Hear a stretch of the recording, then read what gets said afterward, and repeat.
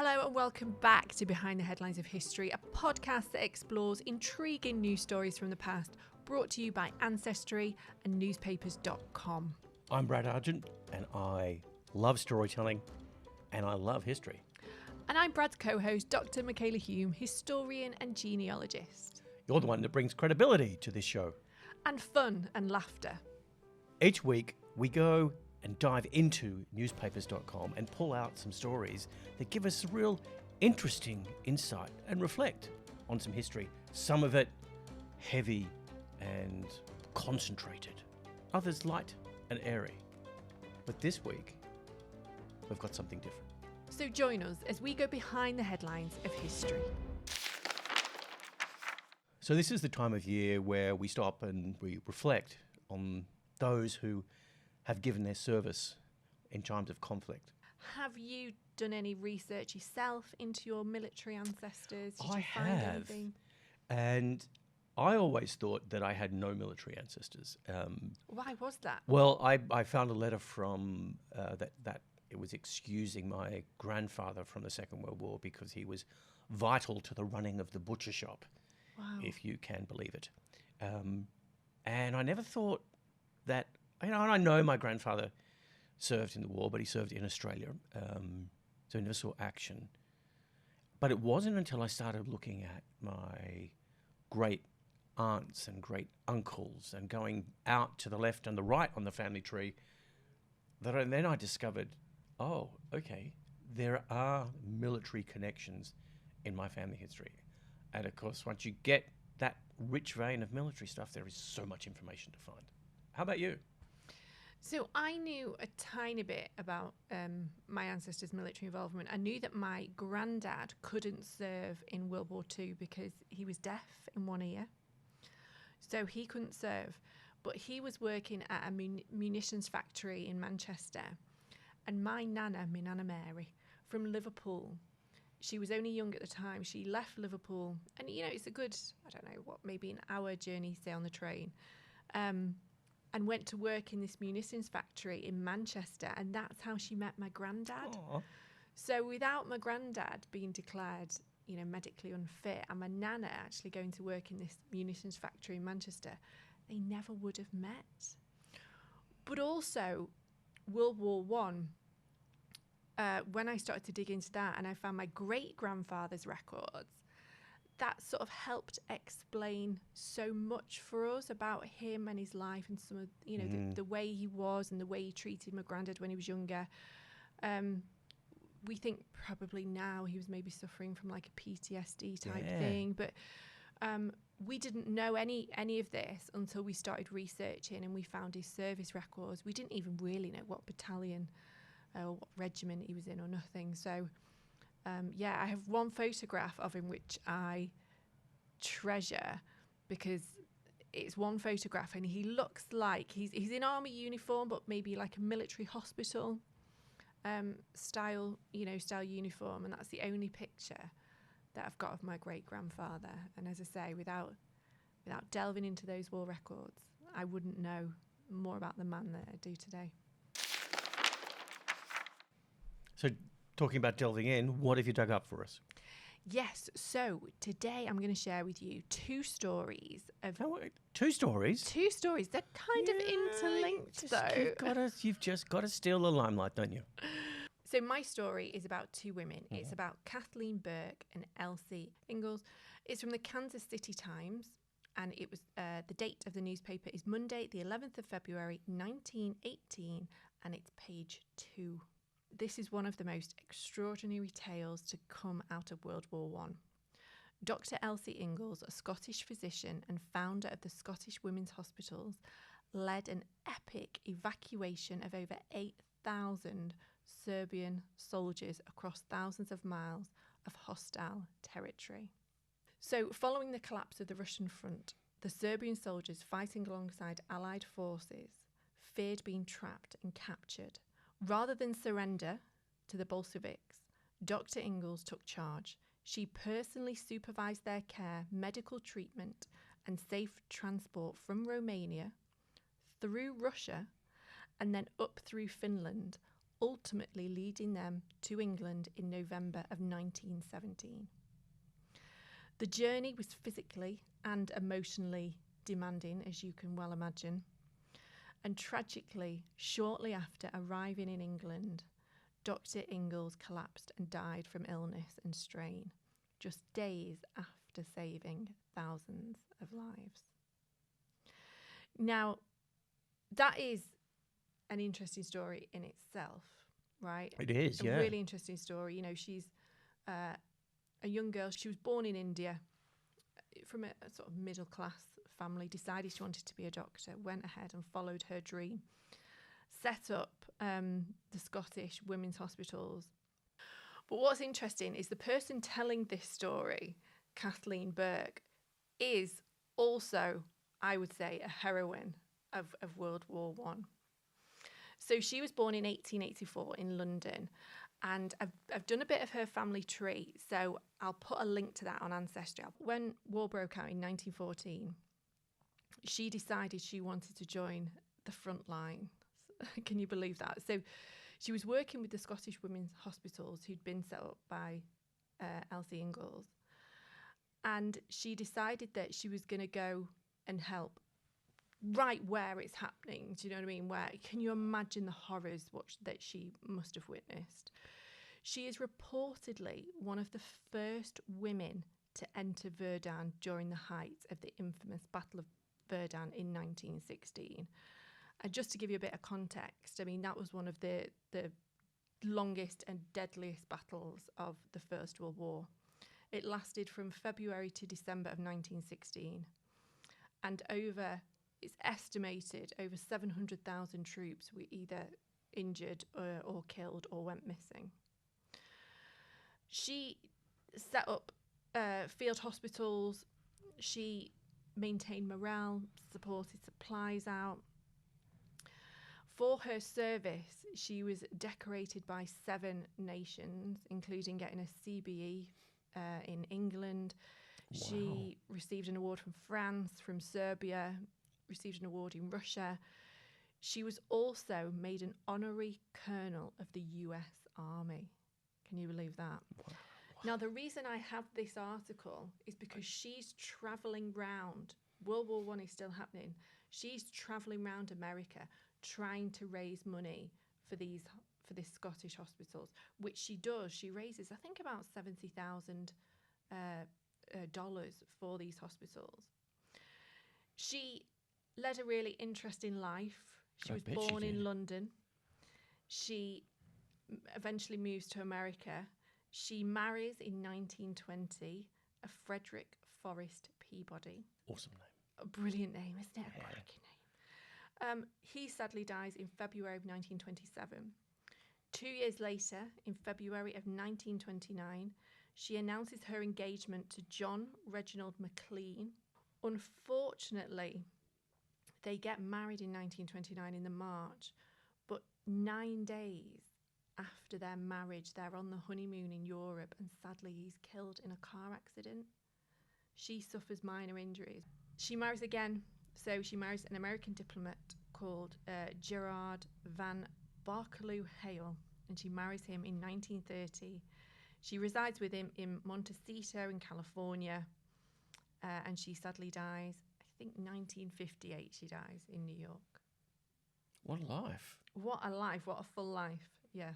It's Kathleen Burke. You know, I can kind of understand why men fight for a whole bunch of cultural reasons. Mm. But for a woman to put themselves at that point in history in a position that was so dangerous, but also so necessary. Exactly. It just, I mean, it strikes me as somebody of exceptional courage, but also confidence. She sounds like somebody who's very sure of themselves, not arrogant, but very self-aware, and if you like, very self-actualized. Well, I've got a really nice paragraph actually that says Kathleen Burke didn't fight in the trenches. She stood beside them. She walked into Verdun with nothing but courage and a stretcher. She held the hands of the dying. She changed bandages under fire, and she showed the world what women could do, not someday, but right then, in the mud and misery of war. She didn't need a battlefield to prove her bravery. She just needed to show up where others wouldn't. Oh, lovely. It's Kathleen Burke. You know, somebody out there who's watching or listening to this could well be related to her and have no idea. Yeah. And that's one of the things I love about these kinds of stories. And these aren't the big heroic stories. You know, these aren't the people who win the VCs or the Distinguished Flying Crosses or whatever. These are run-of-the-mill people in that they don't ordinary people doing extraordinary things. And they're our ancestors. And for us, it's just a privilege for us because we get to research these stories of extraordinary people. Oh, it's a cracking story. Would you like to see a picture of Miss Kathleen Burke? Oh, yeah. Doesn't she look fancy? She does look fancy, doesn't she? Yeah. Well, if you're listening to this, obviously you won't be able to see the picture, but she's staring directly at us, even though her body is slightly angled, and there's a confidence to her, and she's very self-assured. She's wearing a hat that's got a sort of a rakish tilt to it, and she's wearing You can tell she's in official uniform. It's some kind of uniform, she's got like a red cross on her. Yeah, with a bow on it. It's quite a striking image, isn't it? Wow, so I'm glad you showed me that because it kind of brings it to life so much more. Any kind of image of someone is so much better for a story. So that's my story. What's yours? Well, my story is very different. Not a massive shock there to anyone, I'm sure. But I was kind of interested in what America's take on the First World War. And, you know, they didn't come into the war straight away. And I was thinking, well, you know, what's going on there? So I thought I'd have a look for what kind of references I could find. So we know America entered the First World War around about April the 6th, 1917. And up until this point, it was kind of neutral. And it's important to remember that a large part of America's history was linked to Germany. At the turn of the 20th century, there were 613 German language newspapers in America. So it was a big part of America's history. So you can see why there might have been a little bit of reluctance to enter a war that was essentially against Germany. But the tide eventually turned, and in April, they were, you know, up for the game. So my story comes from a local paper in Fargo in North Dakota, which is in America. And these papers would often publish information about just how patriotic they were by this is who in the community has signed up to which branch of the military this week. So it would be like a list of everyone in that area that had just signed going like, you know, we're all there for the cause. This is how we're putting in. And it would name people. This one is on Saturday, the 14th of April. It's from the Fargo Forum, Daily Republican, and Moorhead Daily News. And it is on page 1. So this is a page 1 story. And it says, Army is in lead today. So what it's doing is it's showing some competition between the various branches of the military about who could sign up the most number of people. So it's kind of like a little bit of a leaderboard. Right. And kind of baiting people a little bit, like, well, you know, pick your side and sign up today. But you've got, and it lists the people that signed up in the Army, and then it's got in the Marine Corps, it's got one rejection. I am no military expert, but I imagine the Marine Corps is probably one of the hardest to get in. Well, they certainly are today. Yeah. And of course, there's nothing listed for the Navy. So this person's been rejected. Yeah. Does it name them? It does. It names people who were successful and who were rejected. But I picked the first name off the list, and I just went, how much information can I find out about this person? And that person's name is Monroe Schenkel. That's a good name. It is a good name, isn't it? It's a good research name. It is a great research name. And I like the name Monroe as a first name. There's a robustness to that name. So Monroe Arthur Schenkel was born in Medina in Missouri in the USA on the 3rd of July, 1895. He was one of 9 children to Hezekiah and Mary Jane Schenkel nee Daniels. And like many Americans, he had some connection to Germany. In fact, his 4 times great-grandmother was born in Germany some 200 years before America went to war with Germany. But he also had family who were in the American Revolution. So there's definitely a military connection for him. But I always wonder when this happens, if people think about, am I going to war against my cousins? I don't know if that ever. I don't even know if he knew that was his connection.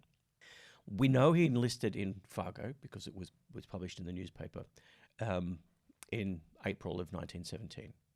But a little digging tells us that he went to Jefferson Barracks, and he served in Company F, which is the 5th Engineers, until he was discharged. Now, Engineering Corps essentially built things. Of course it did. Build bridges, build railways. But they also saw combat.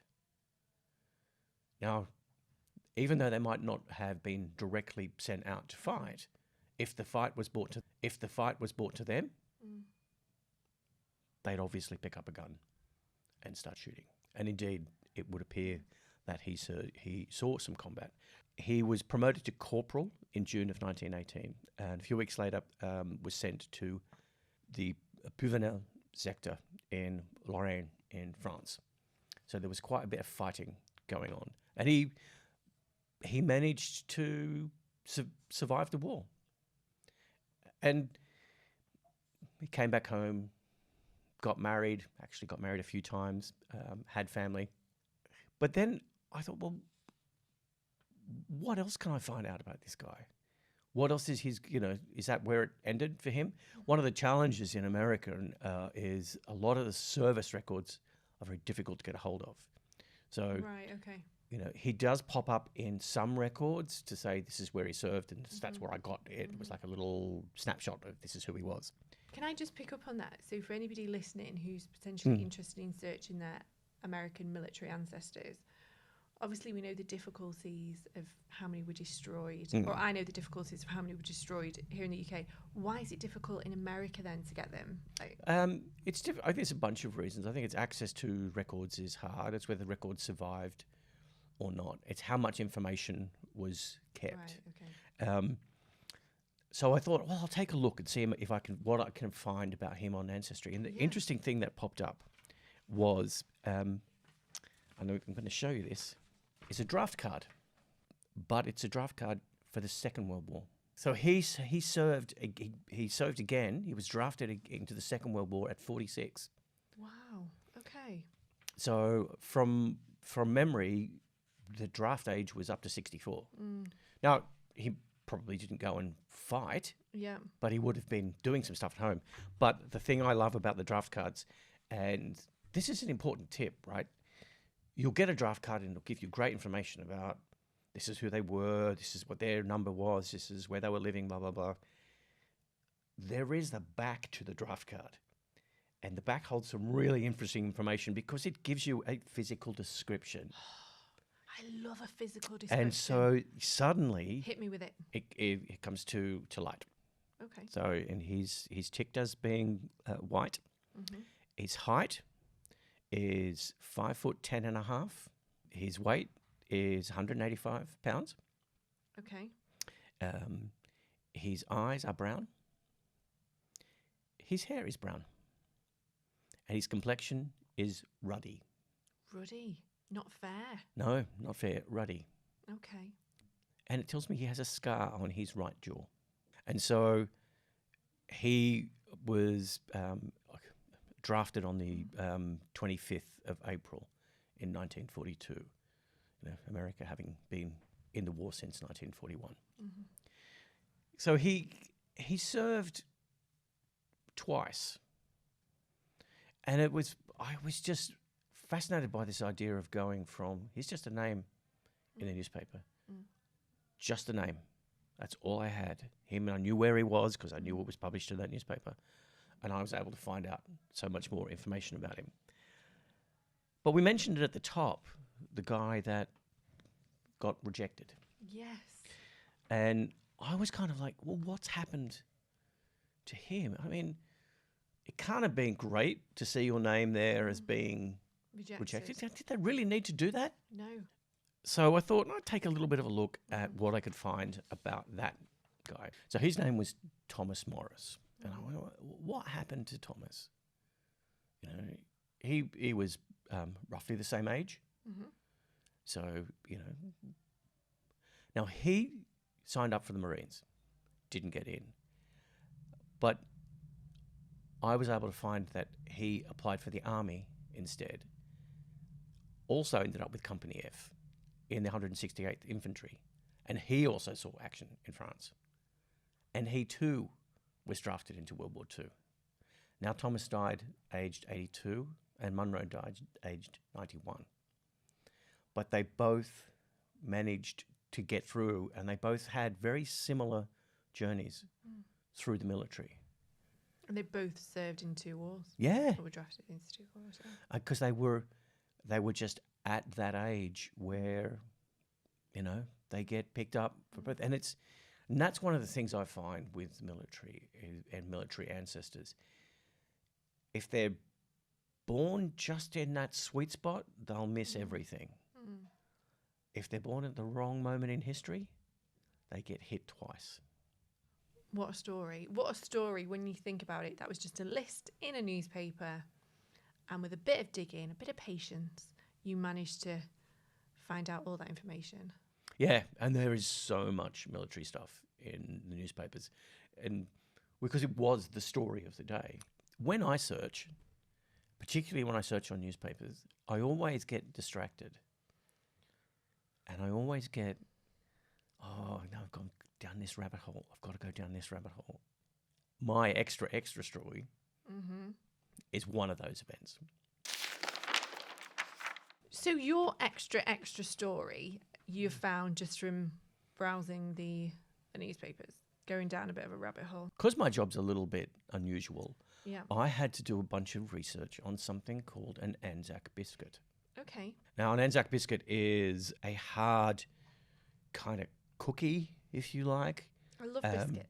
And it's really a variation on hardtack. I know some of you, I can almost hear you saying, what is hardtack? What is hardtack?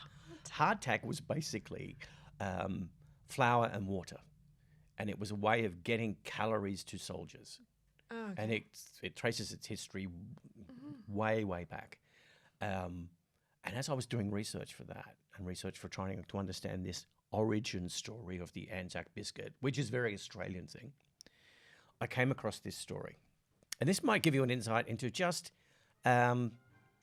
what these early Anzac biscuits, or hardtack, if you like, was like. And this comes from the Stawell News and Pheasant Creek Chronicle from Stawell, Victoria. Wow, lovely newspaper. That's in Australia. And it's actually the 24th of April, 1915. And for those of you out there listening, actually Anzac Day is the 25th of April. So this is the day before. Though back then, Anzac Day wasn't a thing. And a biscuit as a postcard. Private F.D. Robbins of the 1st Expeditionary Forces from Sydney and brother Mr. H.B. Robbins, the Stawell evangelist in charge of the Church of Christ, posted a soldier's biscuit from the front to Mr. Flanders of Ulmira, Clarence River in New South Wales. On one side of the biscuit was the name and address and a penny stamp. On the other, a message. In order not to break this novel postcard, the post office authorities cancelled the stamp with blue lead instead of using a regular stamp. So this biscuit that soldiers were expected to eat was so robust, it was able to be used as a postcard and survived a journey from the front lines of the First World War. Wow. I don't know if I'd want to eat the biscuit, and I love biscuits. What do you got for me? So my story is completely different to your extra, read all about it story. Mine is a story taken from the Essex County Herald, that's in Vermont, on Wednesday, the 6th of August, 1919, and it's on page 3. And the title is Cher, Pigeon Hero of World War, has joined his comrades in Great Beyond. And I actually got a bit emotional reading this. I know, when I was doing my research and I came across it. So this 1919 article mourns the death of Cher, who was a heroic carrier pigeon, which is credited for saving the lives of over 200 soldiers during World War I. So during the war, the pigeon flew through heavy fire to deliver a critical message from the lost battalion to US headquarters. Despite being shot through the chest and losing a leg in flight, he still completed his mission. After the war, Cher was treated like a veteran. He was personally petted by General Pershing, awarded a Distinguished Service Cross, and even given his own padded basket for the long voyage back to the US.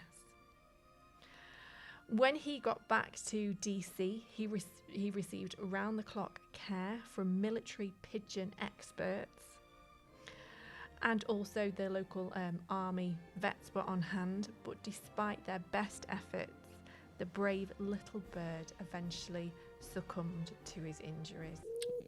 So he did all that. He was shot at, lost a leg, but he delivered in his mission and he saved over 200 soldiers. What a pigeon hero of World War I. It's a fascinating story, and I think we forget about the role that animals played, particularly during the First World War. There's a monument to them, isn't there, in is it Hyde Park in London? Yeah. There's a monument to animals and the contribution that they made to conflicts. And if you read anything about the role of pigeons during the First World War, it will completely change the way you look at what is commonly called the feathered rat. You know, they did such a wonderful job, and, you know, could one say they were the internet of their day? Thank you so much, everyone, for listening and watching. If you are watching us on YouTube, don't forget you can get our podcast Behind the Headlines of History from wherever you listen, or, you know, wherever you listen or watch your shows. So, yeah, thank you for tuning in. This is the perfect time of year to think about those who gave something of themselves in the service of their country. There's an enormous amount of material available on Ancestry and on Fold3 and on newspapers.com about your ancestors and the military service that they might have provided. Why not take some time this Remembrance Day, this Veterans Day, and honour those who served? And if you're interested in any of the stories that we've talked about today, you can find them in the description of the podcast on YouTube. And if you're listening to this show as audio only, you can find details in the show notes. And if you've got stories you want to share with us out there, please drop into YouTube, give us a comment, or you can reach out to any of us on our socials. We'd love to hear from you. Michala, they can find you at Dr. Michala Hulme. And I'm Brad _Argent. And of course, Newspapers is at newspapers.com, and Ancestry is at Ancestry. And as always, thanks for your time. Behind the Headlines of History is a podcast from Ancestry and newspapers.com. All newspaper articles are sourced from newspapers.com with additional research on Ancestry and using other sources. We recorded here at the marvellous Outset Studios, and the producer is the delightful Bryony Partridge. Executive production by Myron Angus and Victoria Welch, best in class. And of course, the editing is done by the fabulous Matt Birtwell.